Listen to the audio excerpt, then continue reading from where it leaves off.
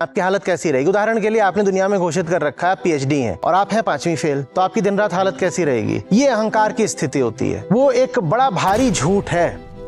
क्यों कहा जाता है कि अहंकार का मुंह सुरसा के मुख की भांति सदा खुला ही रहता है? क्योंकि वो एक झूठ है। वो एक ऐसा झूठ है जो कितने भी सहारे ले रहे उसका झूठ होना सच में तब्दील नहीं हो जाएगा। शरीर झूठ नहीं है, अहंकार झूठ है। शरीर तो तथ्य है, मिट्टी है। अहंकार की प्रकृति समझ में आ रही है? एक डरी हुई चीज जो कभी पूरी नहीं हो पाएगी, क्योंकि वो है ही नहीं, चैन नहीं है, उसे शांति नहीं है। तो इसलिए वो कभी इससे रिश्ता बनाता है, कभी इससे रिश्ता बनाता है। न रात की नींद न दिन का आराम। तो ये भी जो हो रहा है ये भी बस बच्चों का खेल ही। कोई बन के बैठ गया है मुझे तो पता नहीं है, कोई बन के बैठ गया है मैं डूड हूं मुझे सब पता है, मेरा नाम आचार्य जी है, मैं बताऊंगा, मुझसे पूछो, मुझसे मैं बताऊंगा। कुछ नहीं है, ये बच्चों का खेल है, खेल लो। आज लाओ त्ज़ु एक प्रश्न से शुरुआत कर रहे हैं।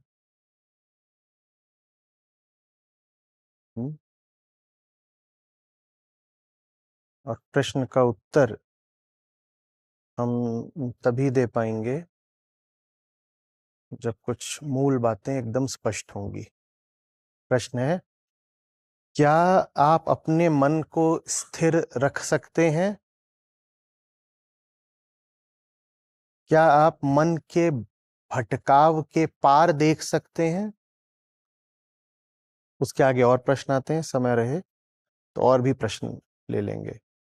पहले मन की बात। क्या आप अपने मन को स्थिर रख सकते हैं? तो सबसे पहले कहा आप, फिर कहा मन और फिर कहा स्थिर। आप, मन और स्थिर। इसमें ऐसा लगेगा जैसे विषय वस्तु मन है, जैसे केंद्रीय बात मन है, जैसे मन का भटकना समस्या हो और उस समस्या के बारे में प्रश्न करा गया हो। अगर ऐसा लगेगा तो शुरू में ही गड़बड़ हो गई। क्या कहा है? क्या आप अपने मन को स्थिर रख सकते हैं? तो मन से भी पहले कौन आता है? आप। आप माने मैं, अहम। मन यूं ही नहीं होता। मन सदा किसी का होता है।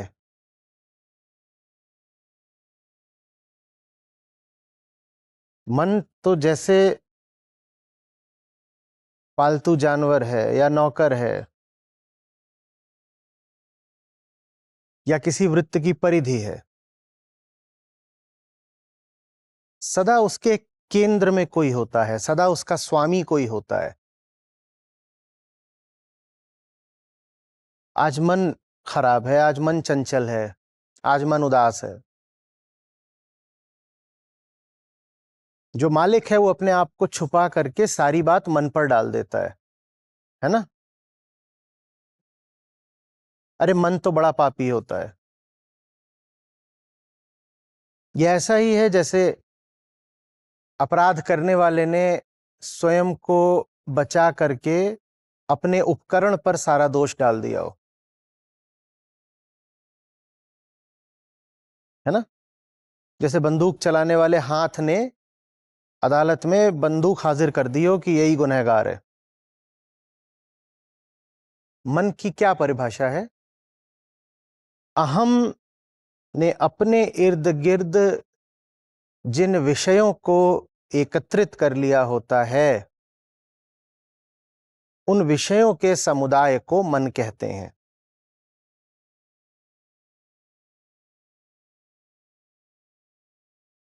अहम ने अपने इर्द गिर्द जिन भी विषयों से संबंध बैठा लिया होता है, उन विषयों के लिए एक संयुक्त संज्ञा है मन।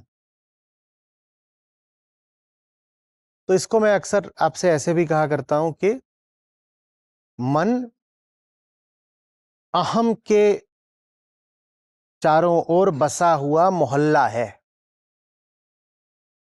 अहम केंद्र में है और अहम ने अपने चारों ओर एक बस्ती बसा ली है। उस बस्ती में सब उसके रिश्तेदार रहते हैं, दोस्त यार रहते हैं, जिनसे अहम का लेना देना है वो सब उस बस्ती में रहते हैं, है ना। आप उस बस्ती को देखें तो बस्ती बहुत बड़ी है, ध्यान से नहीं देखेंगे तो बस्ती ही बस्ती दिखाई देगी।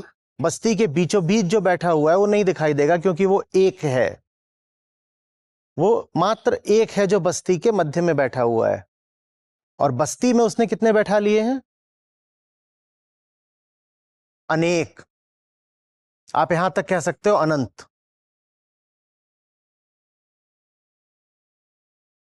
मन ऐसा जबरदस्त एक मोहल्ला हो जाता है, ऐसे उसमें अद्भुत गुण आ जाते हैं, कई तरह की उसमें अनंतताएं जैसे दिखने लग जाती हैं। कहते ना, मन की गति अनंत है, मन की चाल अनंत है, बहुत तरह की बातें बोली जाती हैं। मन की माया अनंत है, मन की पीड़ा भी अनंत है ना? अरे मन की गहराइयों में क्या छुपा हुआ है किसी को नहीं पता, जैसे कि अथाह गहराइयां हो। तो मन जब इतना लंबा चौड़ा और ऐसा अद्भुत उसका चरित्र, तो सारा ध्यान मन ही खींच ले जाता है। मन के केंद्र में जो बैठा है उस पर ध्यान नहीं जाता है। मन के केंद्र में कौन बैठा है? अहम। तो पहली जो हमें सावधानी बरतनी है वो ये कि मन की बात करना छोड़ें, अहम की बात करें। मन तत्काल बदल जाएगा अगर आप बदल जाएं। आप जैसे होते हैं उसी से तय होता है कि आपका मन कैसा होगा। मन को लेकर के आपके पास कोई सीधा अधिकार या नियंत्रण नहीं हो सकता। कहते हैं ना, मन बदलना है, चलो मन बदलने के लिए पहाड़ों पर चलते हैं, चलो मन बदलने के लिए पिक्चर देख लेते हैं, कुछ और कर लेते हैं। मन नहीं बदलेगा। हाँ, इतना हो जाएगा कि एक चादर के ऊपर आप दूसरी चादर डाल दें, पिछला रंग दिखना बंद हो जाएगा, पिछले दाग धब्बे दिखने बंद हो जाएंगे, पर वो कहीं चला नहीं गया। जो पिछली परत थी, तह थी, वो कहीं चली नहीं गई है, उसके ऊपर आपने कुछ डाल दिया है। जल्दी जरूरत पड़ेगी उसके भी ऊपर कुछ डालने की, इसीलिए फिर हम कहते हैं कि बाप रे बाप, कितने तल हैं मन के।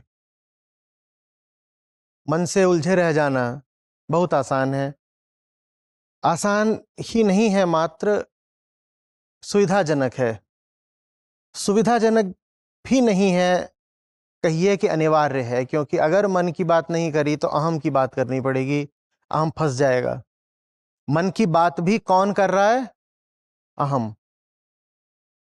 अहम अपनी बात क्यों करेगा कभी सीधे?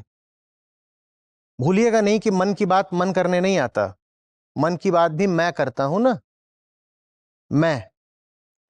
मैं मन की बात करता ही इसीलिए हूं ताकि मुझे अपनी बात ना करनी पड़े। समझ रहे बात को? मैं मन की बात करता ही इसीलिए हूं ताकि मुझे अपनी बात ना करनी पड़े। अब देखते हैं कि मन का निर्माण कैसे होता है। अहम कुछ है नहीं। संतों से लेकर के गीता तक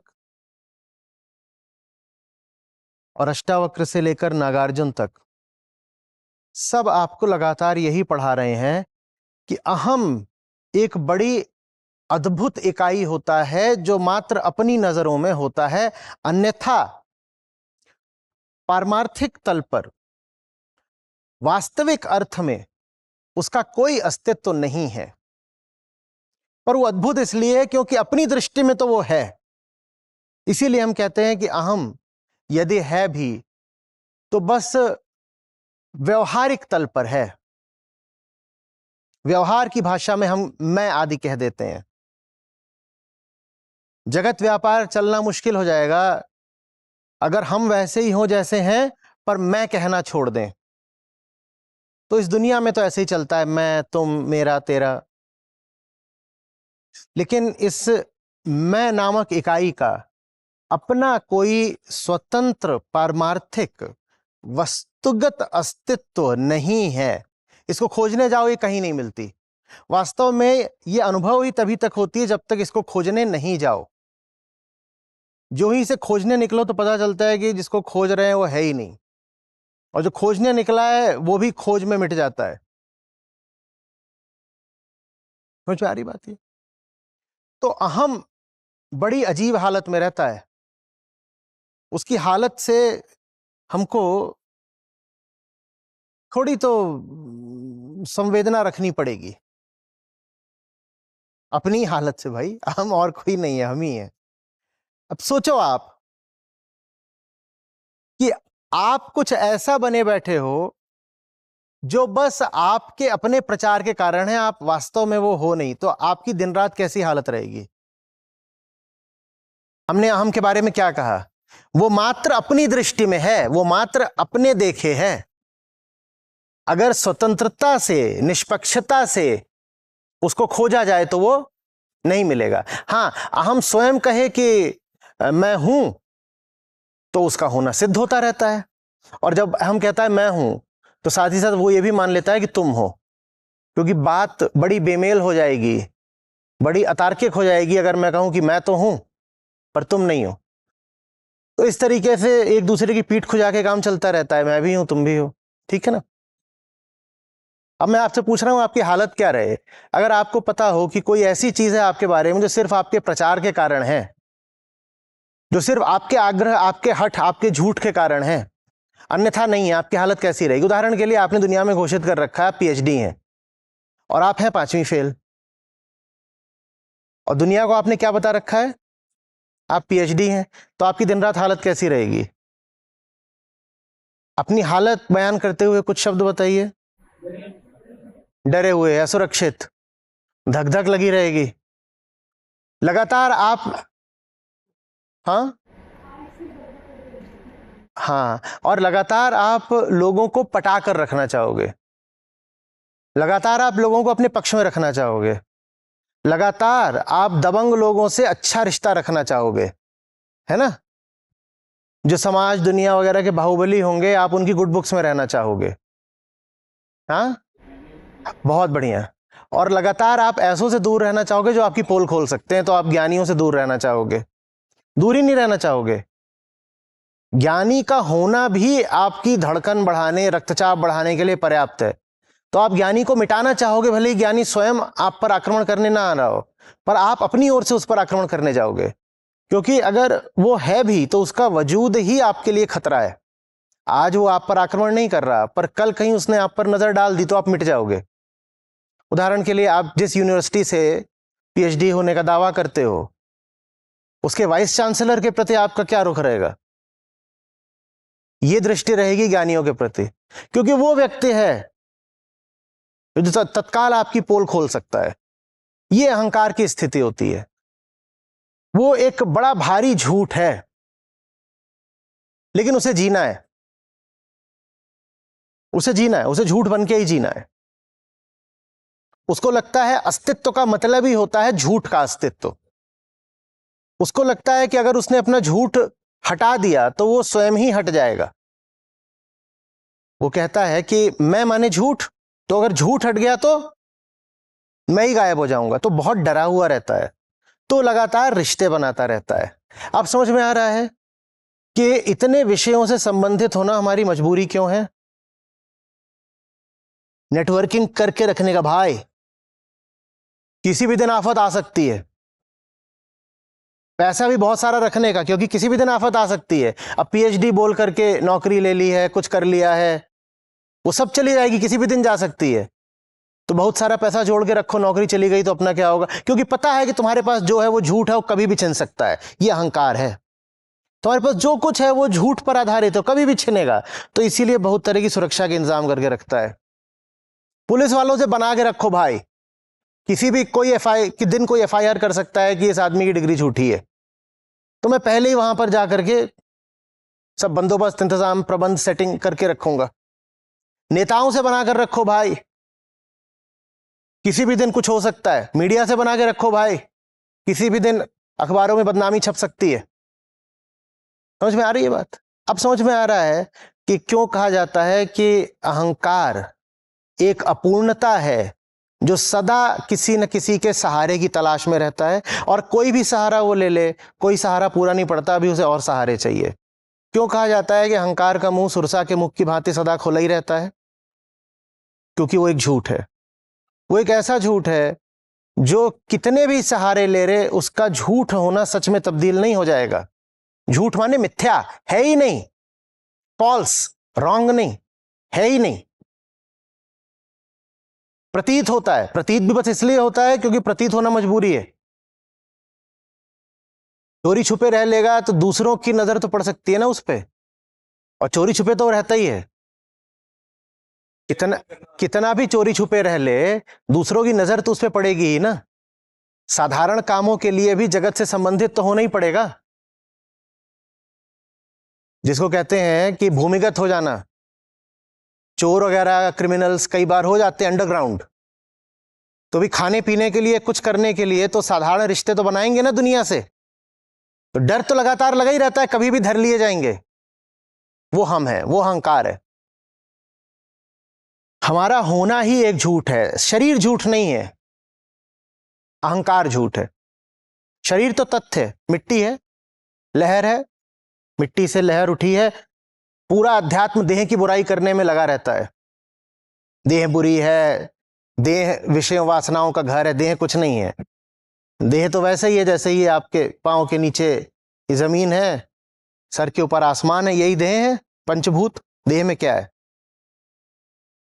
लेकिन एक बहुत विशेष तत्व होता है अहंकार, जिसको न तो यह कहा जा सकता कि तथ्य है मिट्टी की तरह, और न यह कहा जा सकता कि असत है बिल्कुल, क्योंकि वो कम से कम अपनी दृष्टि में तो है। तो सारा अध्यात्म अहंकार के लिए ही होता है। अध्यात्म का मतलब होता है कि सबसे पहले तो ज्ञानियों ने, ऋषियों ने आपकी खातिर एक समझौता किया। समझौता यह किया कि आपकी हस्ती को स्वीकृति दी, माना, एक्नॉलेज किया। उन्हें भी पता है कि अहंकार तो है ही नहीं, आप रोते हुए जाइए, ऋषिवर बड़ा दुख है, जीवन संताप से भरा हुआ है, ऐसा है वैसा है, 50 बातें। अब ऋषिवर अगर बैठे हुए हैं पारमार्थिक आसमान पर, तो वहां बैठे हुए क्या बोल सकते हैं वो? तुम तो कुछ नहीं, जब तुम ही नहीं तो तुम्हारा दुख कैसा?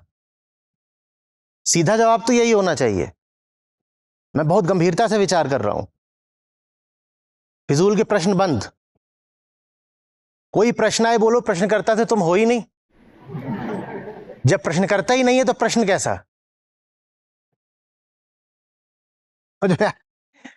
लेकिन वो ऐसा नहीं करते। वो सबसे पहले एक समझौता करते हैं हमारी खातिर। पूरा अध्यात्म उसी समझौते से शुरू होता है। वो समझौता ये है कि माना जाता है कि अहम है। ये माना जाता है किसकी खातिर? जो दुखी है उसकी खातिर। क्योंकि हमको दिख रहा है कि न दुखी है न दुख है, पर जो दुखी है वो तो रो ही रहा है ना। तो सबसे पहले तो उसके दुख को अभिस्वीकृति दी जाती है, एक्नॉलेजमेंट दिया जाता है कि हाँ है, और फिर वहां से शुरू करके उसको वहां तक लाया जाता है जहां दुख मिट जाए दुखी के मिटने से। लेकिन शुरुआत में तो मान लिया जाता है। जैसे कोई छोटा बच्चा आपके पास रोता हुआ आए, बोले फलाने कमरे में भूत है और भूत ने हमें गिरा दिया और हमारे देखो ऐसे यहां चोट लग गई है कोहनी में। तो आप बोलो ले ले ले, भूत ने तो भला बुला किया, चलो दोनों मिलके भूत को मारते हैं। और फिर आप उसको लेके जाएं और कमरे की बत्ती जला दें, और फिर वहां दोनों मिलके भूत को खोजें और भूत नहीं मिले। जब नहीं मिले तो फिर आप उसको समझा दें कि देखो भूत तो है ही नहीं। लेकिन शुरुआत कैसे की गई? मान लिया गया। अच्छा तू कह रहा है भूत है तो मैंने मान लिया। तो शुरुआत ऋषियों की करुणा से होती है। वो करुणावश वो बात भी मान लेते हैं जो उनको पता है कि झूठी है, क्योंकि बच्चा रो रहा है, क्या करें? वो मैं क्या करूं, ठीक है मान लो, हाँ हाँ तुझे बहुत दुख है, मान लिया बहुत दुख है, चल भूत को खोजते हैं। भूत तो मिला ही नहीं। अहंकार वही भूत है। जिसको खोजो तो कभी नहीं मिलेगा। वो सिर्फ अज्ञान में पनपता है। जब तक मानते रहोगे वो रहेगा, जब तक बस अंधा विश्वास है वो रहेगा। जैसे ही जिज्ञासा और प्रयोग परीक्षण शुरू होते हैं उसका कुछ पता नहीं चलता। ठीक है, अहंकार की प्रकृति समझ में आ रही है? एक डरी हुई चीज जो कभी पूरी नहीं हो पाएगी क्योंकि वो है ही नहीं, जिसको कभी भी चैन, संतुष्टि, भरोसा, आश्वस्ति नहीं होगा क्योंकि उसके मूल में झूठ बैठा है। जिसके पास डिग्री है ही नहीं वो 100 तरह की डिग्रियां बनवा ले और समाज के 500 बड़े लोगों से अपने पक्ष में प्रशंसा, स्तुति आदि गवा ले, तो भी क्या कभी उसको चैन पड़ेगा? भीतर ही भीतर लगातार उसको शंका बनी रहेगी। क्या कोई पोल खोल न दे? वो बन गया होगा समाज का बड़ा कद्दावर आदमी, वहां दूर कोई बैठा होगा एकदम नया नवेला सा पत्रकार, 25 साल का बस, और वो पत्रकार एक साधारण सा सवाल पूछ देगा और ये साहब हो सकता है 50 साल के हो गए हों और इनके पास दुनिया भर का रुतबा रसूख है और इनका दिल धक से धड़क जाएगा कि बाप रे, किसी ने सवाल पूछा क्या, किसी ने सवाल पूछा। ये सब बातें होती दिखाई देती हैं। बड़े बड़े इज्जतदार, रुतबेदार लोग, बड़े अनुभवी लोग, बड़े ज्ञानी लोग, और कैसे उनके पसीने छूटने लग जाते हैं जैसे ही कोई घर का बच्चा भी सवाल पूछ दे, क्योंकि उन्हें अच्छे से पता है कि कुछ है जो उन्होंने छुपा रखा है। There is skeleton in the proverbial cupboard. जाने भी तो यारों। तो कमिश्नर था, पता नहीं डिमेलो नाम था, डिमेलो। हाँ, डिमेलो। डिमेलो। वो लाश है। क्या कर रहे हैं आप लोगों ने? फिल्म नहीं देखी है? मैंने 5 बार देखी है कम से कम वो। तो कमिश्नर डिमेलो है। ये जो डार्क ह्यूमर होता है ना, ये मुझे बहुत पसंद आता है। जब वो अंत में 2 सत्य के खोजी पूरी पिक्चर में वो लगे रहते हैं कि दुनिया को सच बताएंगे, भ्रष्टाचार का पर्दाफाश करेंगे, और दोनों अंत में आखिरी दृश्य है कि दोनों को जेल ले जाया जा रहा है कि यही दोनों चोर हैं। और पीछे से धुन बज रही है, हम होंगे कामयाब, हम होंगे कामयाब एक दिन, भारत राष्ट्र महान है। पूरी पिक्चर में 3 घंटे ये दोनों लग करके जो गड़बड़ हुई होती है, ठेकेदारों और नेताओं के बीच में साठगांठ और ये सब हुआ होता है, और कमिश्नर की हत्या हुई होती है, तो ये दोनों मिल करके, इनमें से एक फोटोग्राफर होता है शायद और एक शायद पत्रकार होता है, कुछ ऐसा ही है, ये दोनों लगे रहते हैं उसका एक्सपोजे करने में। और अंत में क्या देखा जाता है? इन्हीं दोनों को पकड़ लिएगा कि यही दोनों गुनहगार है, हत्या भी इन्होंने करी और ये जेल जा रहे हैं। तो अब वो कमिश्नर की लाश है, उसको पूरी फिल्म में घुमाया गया है ऐसे दिखा के कि बंदा अभी मरा तो है ही नहीं। वो पूरी फिल्म ही जैसे 2-3 दिन के अंदर की हो। तो कभी उसको साड़ी पहना रहे हैं, कभी कुछ कर रहे हैं, अंत में उसमें स्टेज पर एक महाभारत और रामलीला का कुछ हाइब्रिड भी हो जाता है, तो उसमें भी कमिश्नर को कोई रोल दे देते हैं, द्रौपदी बना देते हैं उसको। हाँ, द्रौपदी बना देते हैं कि अब ये तो बेचारी मौन व्रतधारी रजस्वला द्रौपदी है, ये शर्म लज्जा के मारे क्या बोलेगी भरी सभा में, तो उसको खड़ा कर रखा और कभी इधर गिर रही, कभी उधर गिर रही है। तो लाश है, उसको साड़ी में ऐसे लपेट लपेट के खड़ा कर रखा है, एक भारी भीम कर दिया, वो उसका काम उसको संभालना, और कमिश्नर इतना मोटा। समझ में आ रही बात? जो उसकी पूरी कॉमिक अपील है वो इसी में है कि कैसे एक लाश को जीवित दिखाने में बहुत हास्यास्पद स्थितियां पैदा हो जाती हैं। है लाश और उसको दिखाना क्या है कि जीवित है, उसी से कॉमेडी पैदा हो रही है। वो अहंकार है। लाश है लेकिन दुनिया भर को यह जताना है कि प्राण है, जैसे खाल लुहार की, सांस लेत बेनु प्राण। उसको गाड़ी में बैठा रखा है, कभी दिखा रखा है कि वो रोगी है तो उसको व्हील चेयर पे डाल रखा है, जगह जगह उसकी लाश लेके घूम रहे हैं और दुनिया को ये दिखाना है कि ये तो अभी, और दोनों की दुर्गति हुई जा रही है उस कमिश्नर की लाश को ढोने में। यही दुर्गति हमारी है, हम अपने भीतर एक लाश ढो रहे हैं, हम अपने भीतर एक झूठ ढो रहे हैं। उस झूठ का नाम है मैं से नहीं समझ में आएगा, उस झूठ का नाम है कर्ता, डूअर। श्री कृष्ण से ज्यादा बेहतरीन तरीके से इस बात को शायद ही किसी ने समझाया हो। कहते हैं गुणा गुणेषु वर्तन्त, गुण ही गुणों से मिलकर काम करते हैं, लेकिन जो मूर्ख होते हैं, क्या, अहंकार विमूढ़ आत्मा, जो मूर्ख होते हैं उन्हें लगता है हम कर रहे हैं। सब कुछ ही इस प्रकृति की रासायनिक क्रियाओं से घटित हो रहा है, जिसको वो कहते हैं कि तीन गुण आपस में गति कर रहे हैं। लेकिन एक मूर्ख आकर के उसका श्रेय ले लेना चाहता है कि मैंने करा है। जो कुछ हो रहा है, सच पूछो तो तुम्हारी अनुमति के बिना हो रहा है। जो हो रहा है उसमें तुम्हारा कोई योगदान नहीं है, कोई तुमसे अनुमति मांग नहीं रहा, कोई तुमसे सहमति भी नहीं मांग रहा। लेकिन फिर भी एक है विदूषक, उसको कूद कर आना है मंच पर और कहना है ये सब कुछ मैंने किया। वो अहंकार है। अहंकार माने कर्ता, डूअर, जो डूइंग का, हैपनिंग का श्रेय ले लेना चाहता है। वास्तव में डूइंग है ही नहीं, हैपनिंग है मात्र। गति है, गतिक कोई नहीं है। कर्म है, कर्ता कोई नहीं है। कर्म निरंतर हो रहे हैं, लेकिन एक मान्यता है, झूठी धारणा है कि कर्म हो रहे हैं तो करने वाला कोई होगा, जरूर होगा। वो अहंकार है। और अहंकार के पास स्वयं ही ये प्रमाण है कि वो नहीं है। प्रमाण क्या है? लगातार बना हुआ उसका डर। वो इतना डरा हुआ है कि समझ जाता है कि मेरे जो दावे हैं अपने ही बारे में, वो दावे यथार्थ तो नहीं हो सकते।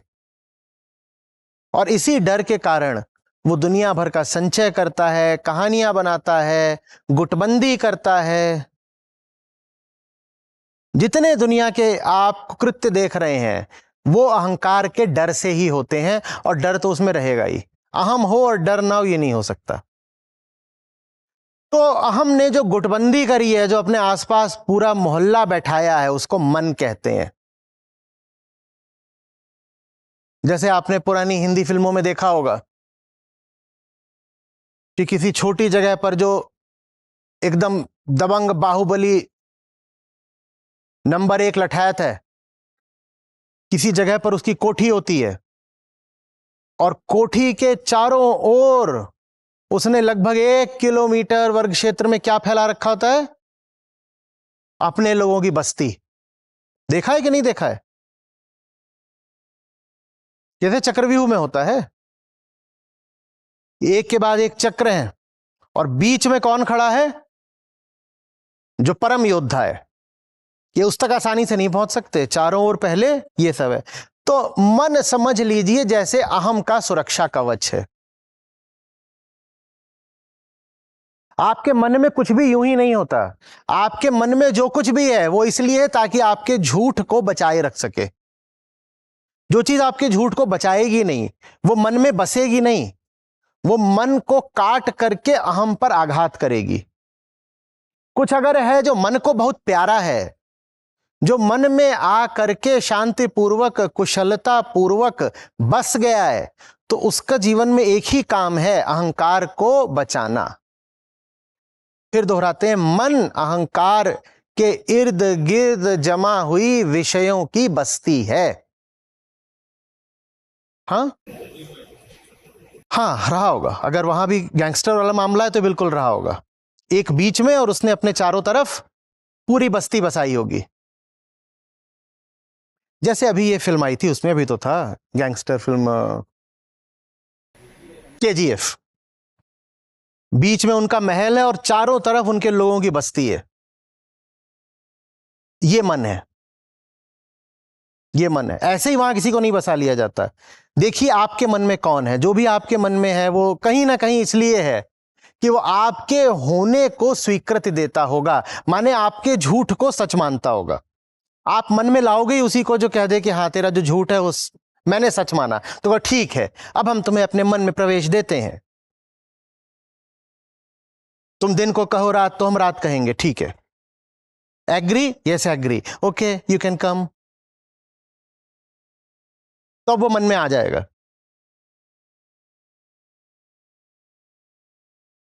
किसका विचार? मन का विचार।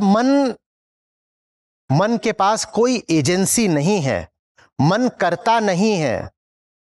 मन करता नहीं है। करता कौन होता है? अहम। मन तो विषयों का संकलन है। जैसे अब ये सब मैं बैठा हूं, मैंने ये सब चीजें अपने आसपास रख ली हैं, मन ऐसा है। ये सब क्या है? ये विषय हैं, इनको आसपास रख लिया है, मन ऐसे है। तो मन के पास अपना कोई कर्तृत्व नहीं होता है। मन अपने आप में पैसिव है। इसीलिए आपसे कह रहा हूं कि जब हम कहते हैं ना कि मन उदास है, मन चंचल है, तो वो बात पूरी तरह सही नहीं होती।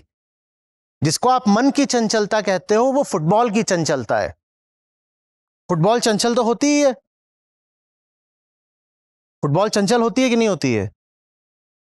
पर क्या हम कहेंगे कि फुटबॉल चंचल है? तुम फुटबॉल को देखो तो कितनी चंचल दिखाई देगी। मैच चल रहा है, फुटबॉल कैसी दिखेगी? रुकी ही नहीं रही। पर क्या फुटबॉल चंचल है? चंचल कौन है? फुटबॉल को मारने वाला। तो उसी तरह से मन की चंचलता वास्तव में अहम की विकलता है। अहम की विकलता मन की चंचलता के रूप में प्रकट होती है। मन नहीं चंचल होता। समझ रहे हो? विषय क्यों इधर उधर भागेंगे भाई? मन नहीं चंचल होता है। अहम कभी इस विषय से रिश्ता बनाता है और कभी। तो चंचल कौन है? और चंचल इसलिए क्योंकि विकल है। विकल माने बेचैन, चैन नहीं है, उसे शांति नहीं है। तो इसलिए वो कभी इससे रिश्ता बनाता है, कभी इससे रिश्ता बनाता है। ठीक वैसे जैसे कभी इसको पास देते हो, कभी उसको पास देते हो, कभी इससे लेते हो, कभी उस। वहां तो फिर भी जो खिलाड़ी हैं वो कई सारे हैं।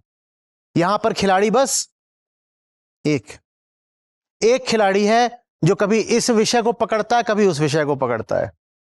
किसी भी एक विषय के साथ वो सेटल नहीं हो सकता, वो शांत नहीं बैठ सकता, क्योंकि किसी भी विषय में एक क्षमता ही नहीं है कि झूठ को सच बना दे।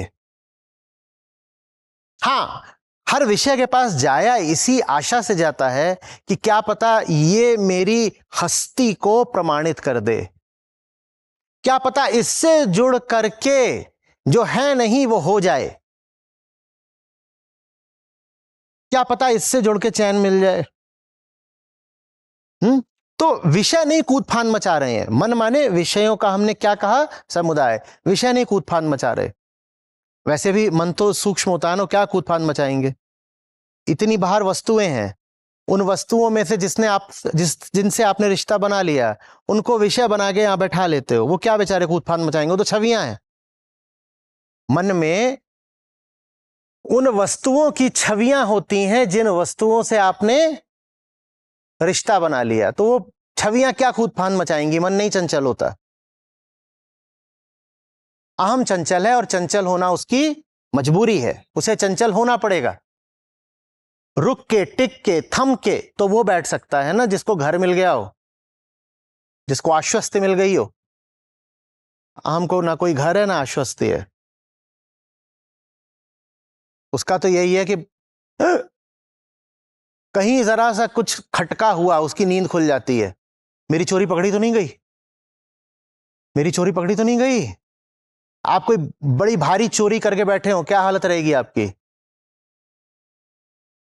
और सोचो अहम की क्या हालत रहेगी जिसने दुनिया की सबसे बड़ी चोरी कर दी है, जिसने किसी ऐसे को अस्तित्ववान घोषित कर दिया जो, आप काले को गोरा बोल दें, एक झूठ ये हुआ, अमीर को गरीब बोल दें, एक झूठ ये हुआ, आदमी को औरत बोल दें, एक झूठ ये हुआ, छोटे को बड़ा बोल दें, एक झूठ ये हुआ ना। और सोचो झूठों में झूठ क्या है, जो है ही नहीं उसे हुआ बोल दें। अहंकार ने वो झूठ बोल रखा है, कैसे उसको कभी चैन मिलेगा? फिर न रात की नींद न दिन का आराम, लगे हुए हैं ये करने में वो करने में, इधर उधर दुनिया भर का खुरपेच, कभी किसी से नाता जोड़ा, कभी किसी से कुछ करा, कभी कहीं जाके टांका भिड़ाया, शतरंज के मोहरे हो गए दुनिया के सब विषय, इसको इससे लगाओ, इसको उससे जोड़ो, क्या पता बात बनी जाए। बात बनती नहीं, जिंदगी खत्म हो जाती है।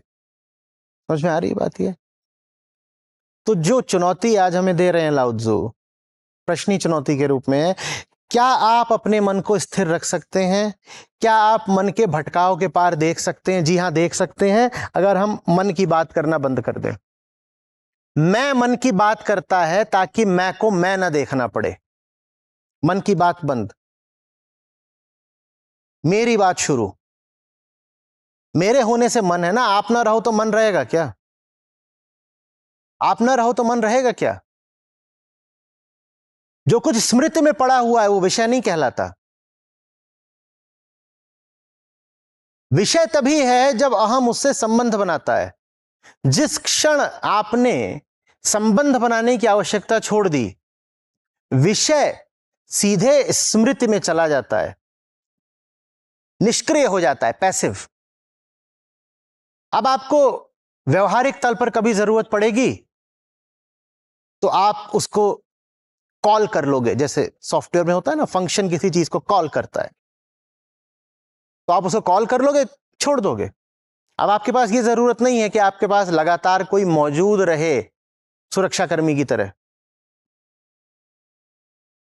जब अहम शांत हो जाता है, माने आत्मस्थ हो जाता है, तो मन विषयों से रिक्त हो जाता है। तब कोई आपसे अगर पूछेगा क्या सोच रहे हो, तो आप थोड़ा सख्ता आ जाओगे, बोलोगे क्या जवाब क्या दें इस बात का, क्योंकि मन में कुछ था ही नहीं। बल्कि अब आपने पूछ लिया कि क्या सोच रहे हो, तो मन में कुछ आ गया, आपके पूछने से आ गया, अन्यथा कुछ नहीं था। लेकिन यह नहीं हो सकता कि गैंगस्टर साहब हैं पर सुरक्षा कवच, तो वो जो पूरी बस्ती है वो खाली तब तक नहीं होगी जब तक उसके बीच में एक दबंग दिखने वाला लेकिन निहायत ही डरपोक गैंगस्टर जब तक बैठा हुआ है, तब तक बस्ती खाली नहीं होगी। अहम जैसे जैसे आत्मस्थ होता जाता है, वैसे वैसे विषयों से जुड़ने की जरूरत कम होती जाती है। आपकी आध्यात्मिक प्रगति कितनी हो रही है उसको जांचने का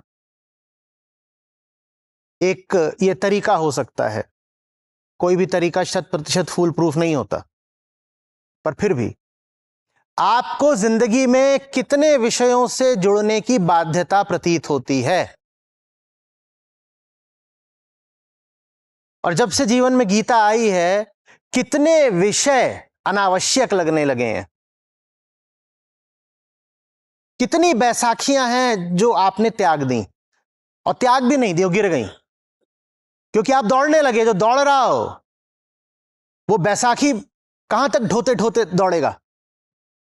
जो दौड़ना शुरू कर दे वो भले ही बैसाखी त्यागने का संकल्प ना करे, वो पाएगा कि दौड़ने की प्रक्रिया में बैसाखी अपने आप गिर गई है। तो ये जांचिए अपने जीवन में कि कितनी चीजें आपने सिर्फ इसलिए पकड़ रखी थी कि उनसे आपको सहारा या सुरक्षा मिलता था, और अब लगता है कि आवश्यकता नहीं है, जरूरत नहीं है, भाई हट जाओ। वो आके कहते हैं thank you so much for your services, पर अब तुम्हारी जरूरत नहीं है। आप घर से बाहर निकल रहे हैं, कोई आगे, अरे अरे मैं भी चलता हूं, ठीक, कर लेंगे, हो जाएगा। आप ट्रेन का टिकट करा रहे हैं, नहीं नहीं मैं भी चलता हूं। ट्रेन है, सीट है, हम हैं, पहुंच जाएंगे। समझ में आ रही बात? ये जितनी ऊंची बातें हैं ये ऊंचाइयों के लिए नहीं है, ये जितनी ऊंची बातें हैं वो इसलिए हैं ताकि जमीन पर रहने वालों की जिंदगी बेहतर हो सके। आसमानों की बातें आसमानों के लिए नहीं होती, कृष्णों की बातें कृष्णों के लिए नहीं होती।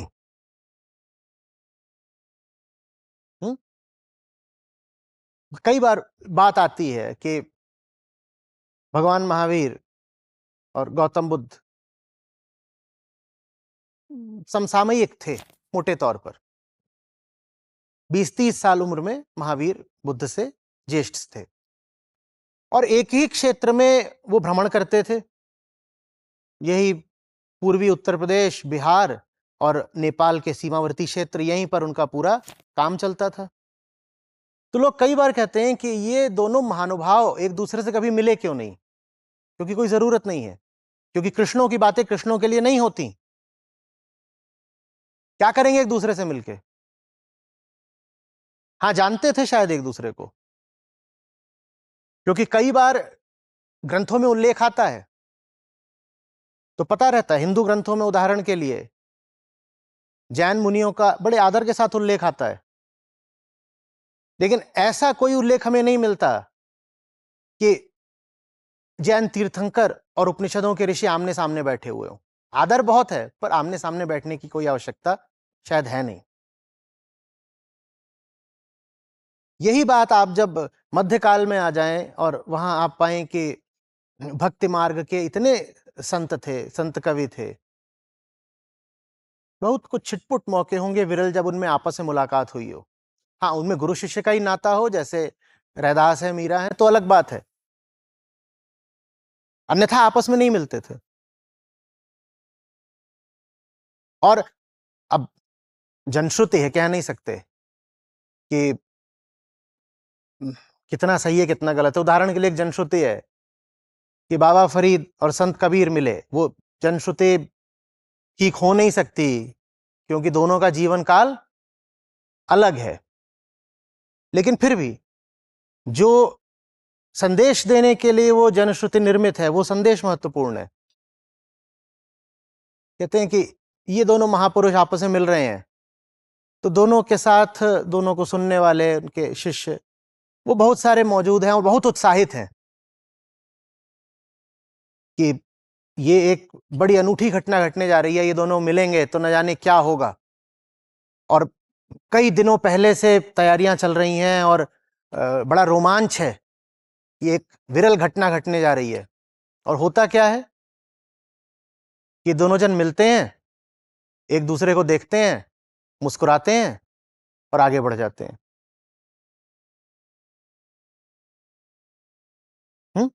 इनका इधर से आ रहा था काफिला, इनका इधर से आ रहा था और ये दिख रहा था कि अब ये मिलेंगे रास्ते में, तो मिले भी, बस इतना नहीं हुआ, आमने सामने खड़े हुए, मुस्कुराए और आगे बढ़ गए। लोगों को समझ में नहीं आया, बोले बैठे नहीं, इनको चड्डा नहीं जमा,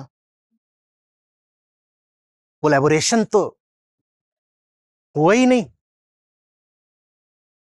कुछ नहीं, क्योंकि वो बातें उनकी एक दूसरे के लिए नहीं है, हमारे लिए है। तो जब ये ऊंची बातें भी हो रहे हो तो उसमें अपने आप से पूछना जरूरी है कि मेरा जो जमीन का जीवन है उस पर कितना अंतर पड़ रहा है। हर श्लोक से पूछिए, हर दोहे से जवाब मांगिए, तू मेरी जिंदगी में किस तरह प्रासंगिक है, और नहीं प्रासंगिक है तो मैं तेरे साथ समय नहीं जाया कर रहा। सिर्फ इसलिए थोड़ी कि कोई चीज धार्मिक मान ली गई है, श्रेष्ठ मान ली गई है, परंपरा में पूज्य मान ली गई है तो हम उसको रटते फिरेंगे। मुझे ये जिंदगी जीनी है अपनी पार्थिव, बताओ तुम इसमें कैसे बेहतरी ला सकते हो। और वो बेहतरी ला सकता है अगर आप ये सवाल पूछेंगे। सवाल पूछे बिना बस शश्यत नमन करेंगे तो कोई बेहतरी नहीं आएगी। कि गा रहे हैं एक के बाद एक गा रहे हैं, जैसे अभी था मैं बोल रहा हूं दोहरा रहे हैं। सवाल करना तो जरूरी है ना, ये मेरी जिंदगी में कैसे उपयोगी है, मेरे दैनंदिन आचरण में इसकी सार्थकता क्या है। और सार्थकता है, पर सर ज्यादा झुका दोगे तो कुछ दिखाई नहीं देगा। सारा खेल देखने का है। परिभाषाओं से बात करते हैं, है ना, जिम्मेदारी माने क्या, मुंह माने क्या। जितने भी मेरे आरंभिक वीडियो हैं, सब में बातचीत इसी बात को है कि तुम जिन शब्दों का इस्तेमाल कर रहे हो, तुम्हें उनकी परिभाषा पता है क्या।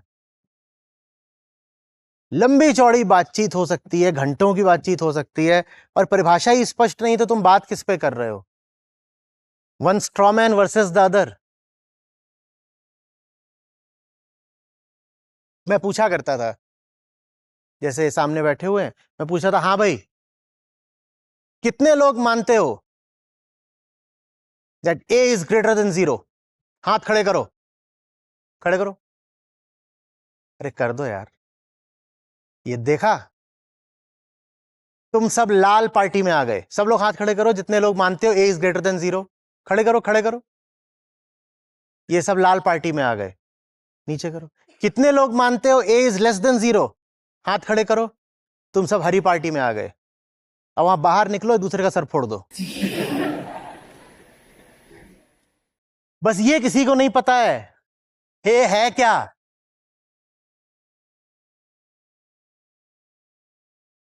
ये आस्तिक है, ये नास्तिक है, और ये वो प्रजाति हैं जिन्हें एग्नोस्टिक बोलते हैं। और तीनों भयानक तरीके से लड़ रहे हैं। पर आस्तिक माने क्या, ये किसी को नहीं पता है। अस्ति माने एफर्मेशन की है, किसके होने की बात हो रही है ये किसी को नहीं पता। ये निगेशन कर रहे हैं, नास्ति नहीं है। किसका निगेशन कर रहे हो नहीं पता, और वो बोल रहे हैं पता नहीं, कुछ हो भी सकता नहीं, इस पे हमारा कोई रुख नहीं है। पर किस बारे में तुम्हारा कोई ओपिनियन नहीं है, ये इन्हें नहीं पता। जब परिभाषाएं ही स्पष्ट ना हो तो बात किस बारे में हो रही है, किस बारे में बात हो रही है।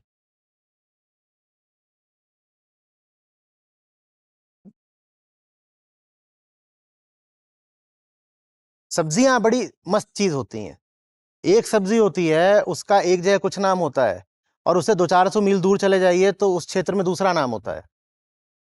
अब 150 करोड़ लोगों का देश हो गया ये, तो बहुत संभव है कि एक नाम जो एक जगह एक सब्जी का हो, वही नाम दूसरी जगह दूसरी सब्जी का हो। अब कुछ कुछ नाम बताओ मजेदार सा। नेनुआ तो सचमुच में होती है, ऐसा बताओ जो जो कल्पना दौड़ाओ थोड़ी। पोटा, लौकी, क्या लौकी, क्या कर दिया आपने, क्या। कोहड़ा नहीं जानते क्या होता है?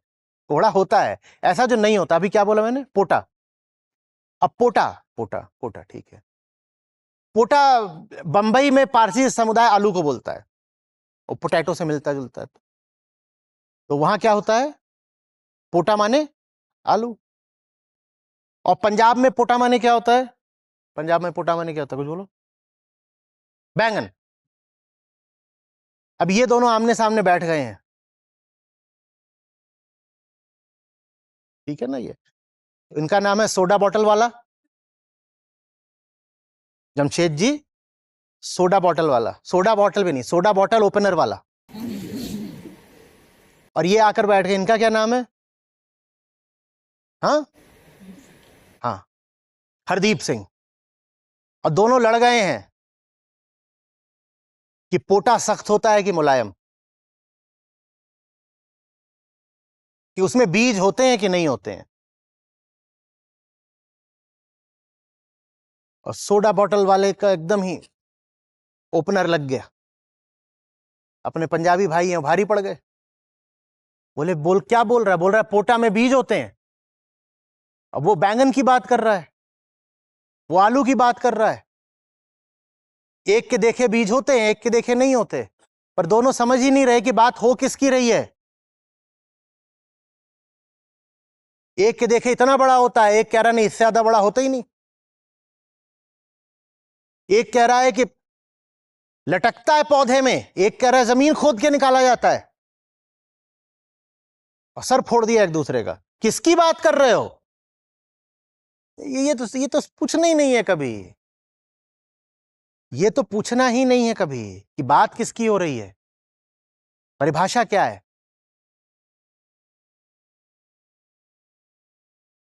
हरी बात समझ। इससे भी आगे एक और सवाल होता है, किसका पोटा? किसका? अब यहां पर कौन आ गया सीधे रोशनी के नीचे, लाइमलाइट में? अहंकार। बात सही है, तेरा पोटा जमीन के नीचे होता है क्योंकि तेरा पोटा आलू है, लेकिन मेरा पोटा जमीन के ऊपर होता है, मेरा पोटा बैंगन है।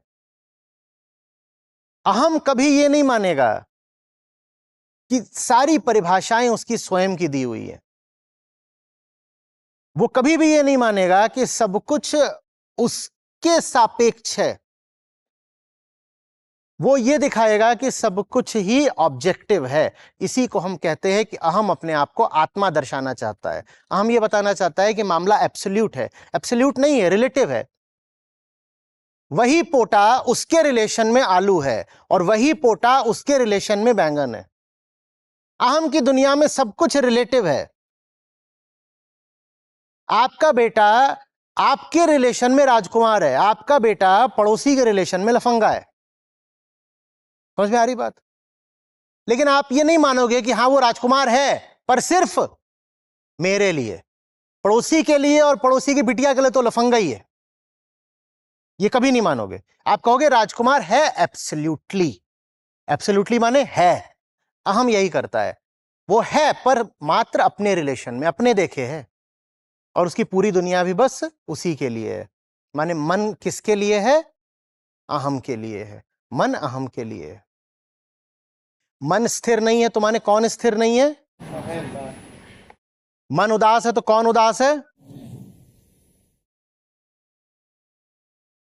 और कोई भी स्थिति हो, चाहे वो उदासी की हो, चाहे खुशी की हो, कोई भी स्थिति हो, वो स्थिति अपूर्णता की ही होती है।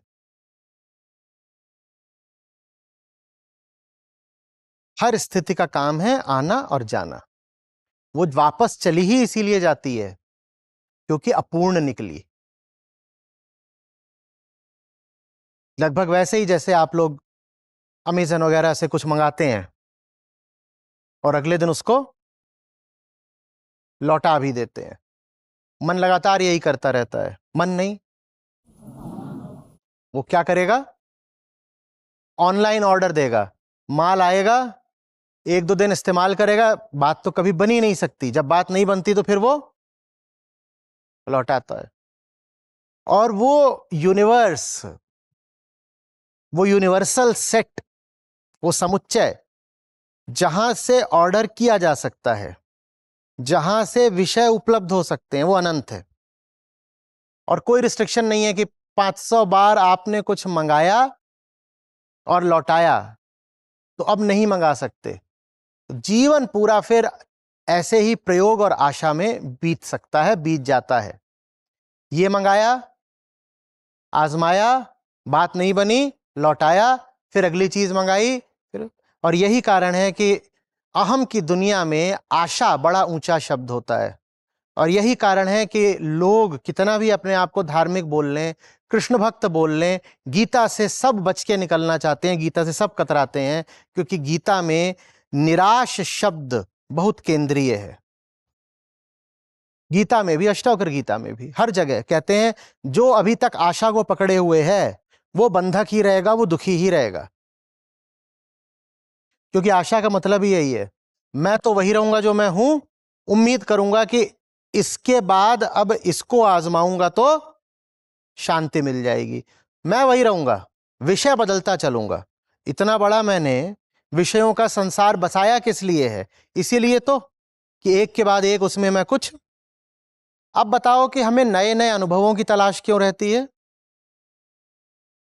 पहली बात तो नए अनुभव की परिभाषा क्या हुई? नया विषय। नया विषय क्यों चाहिए? क्योंकि पुराना हर विषय नाकाफी पड़ेगा, असफल पड़ेगा।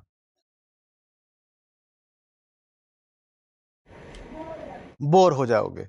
अब ये जो बोर शब्द है, इसकी भी आध्यात्मिक परिभाषा करिए, बहुत मजा आएगा कि बोर माने क्या। एक कहीं पे किसी से मैंने कहा था कि पूरा अध्यात्म सिर्फ बोरियत से निपटने का उपाय है। मनुष्य का जीवन माने एक सतत ऊब, तो अध्यात्म उस ऊब को मिटाने के लिए है। The highest entertainment. आप सारा मनोरंजन इसीलिए करते हो ना कि ऊब से निवृत्त हो पाओ, इसीलिए करते हो ना। हाँ, वो ऊब उस मनोरंजन से नहीं मिटेगी, वो ऊब यहां से मिटती है। तो जिन्हें मनोरंजन भी चाहिए उनके लिए सबसे ऊंचा मनोरंजन यही है। गजब की बात हो गई। अहम की डेफिनेशन बस जो कहता है कि मैं हूं, जो कहता है मैंने किया, जो कहता है मैंने भोगा, वही, बस यही है। इलैबोरेट की जरूरत क्या है बताओ? जो कह रहा है और इलैबोरेट करेंगे, वही अहम है।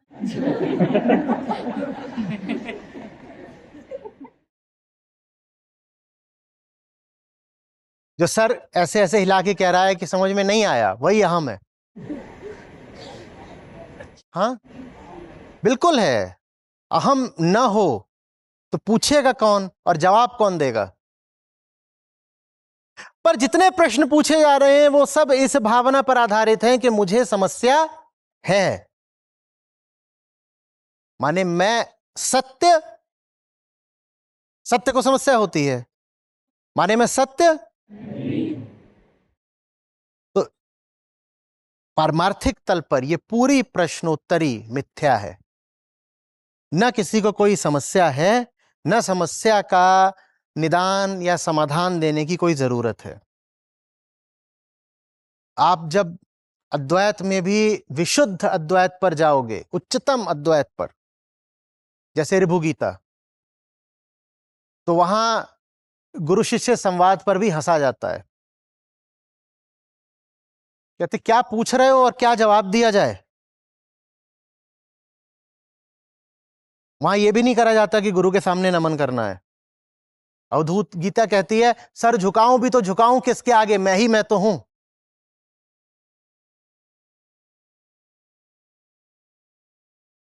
अवधूत शिव को समर्पित होता है, पर एक जगह पर आकर अवधूत गीता कह देती है कि महादेव के आगे भी सर कैसे झुकाऊं,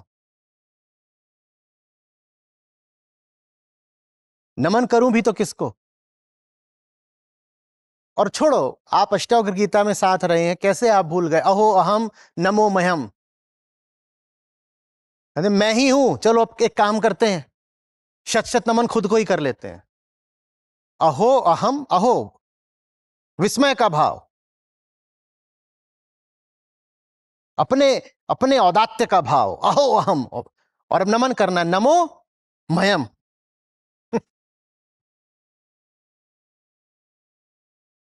समझ में आ रही है बात? ये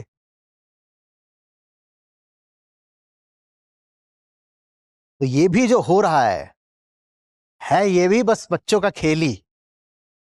कोई बन के बैठ गया है मुझे तो पता नहीं है, कोई बन के बैठ गया है मैं डूड हूं, मुझे सब पता है, मेरा नाम आचार्य जी है, मैं बताऊंगा, मुझसे पूछो, मुझसे मैं बताऊंगा। कुछ नहीं है, ये बच्चों का खेल है, खेल लो।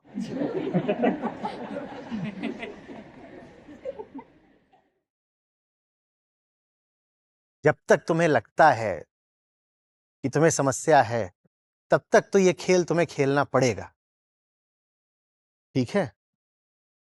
वैसी सी बात है कि किसी को वहम हो गया है कि पीठ पे छिपकली चिपकी है, खुद तो दिख नहीं रही, तो अब तुम्हें कोई दूसरा चाहिए होगा जो तुम्हें दिखा सके आईना। या तुम्हारी पीठ को देख के बोल सके, बता सके कि कुछ नहीं है। जब तक वहम है तब तक दूसरे की जरूरत है, और जो दूसरा है वही वहम है। दोनों बातें एक जैसी हैं। अहम कौन है? वही जो बोल रहा है, जो सुन रहा है, वो अहम है। जो दावा करता है कि उसने कह दिया, जो दावा करता है मैंने सुन लिया, वही है।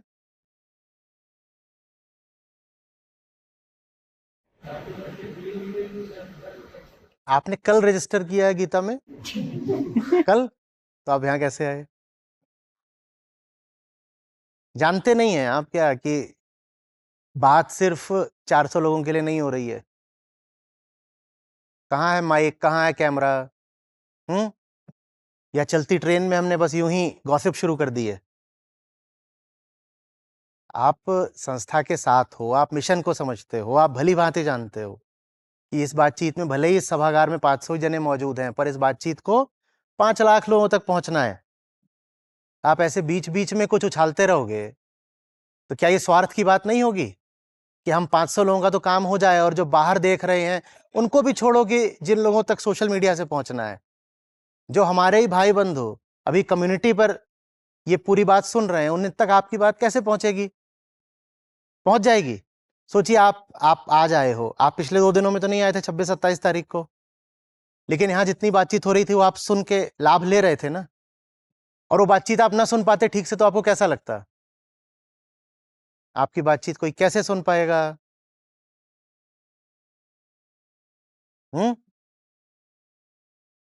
फट से जनरल डब्बा बना देते हैं।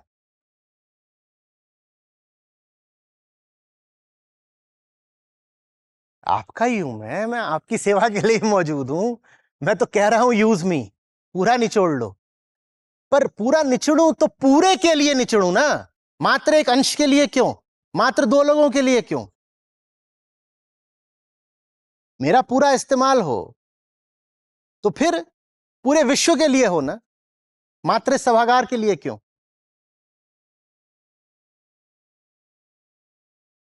आप कोई सवाल ही नहीं पूछेगा।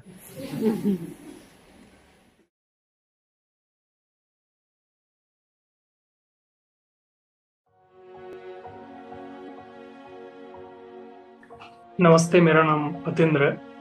मैं एक यूएक्स डिज़ाइनर हूँ हैदराबाद में, और गीता सत्र से मैं पिछले 10 महीने से जुड़ा हुआ हूँ। गीता सत्र से जुड़ने के बाद मेरे ज़िंदगी में एक कॉन्फिडेंस आया।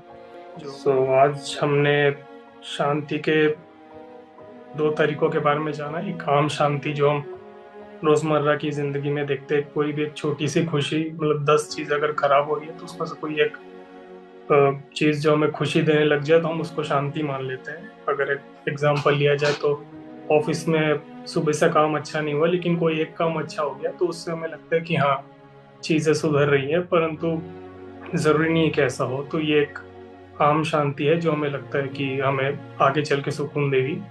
और दूसरी है परा शांति, जो केंद्र के बदलने से आता है। तो जो हमारा भीतरी केंद्र है, जब वही बदल जाए तो वहाँ से जो शांति आती है वो परा शांति है।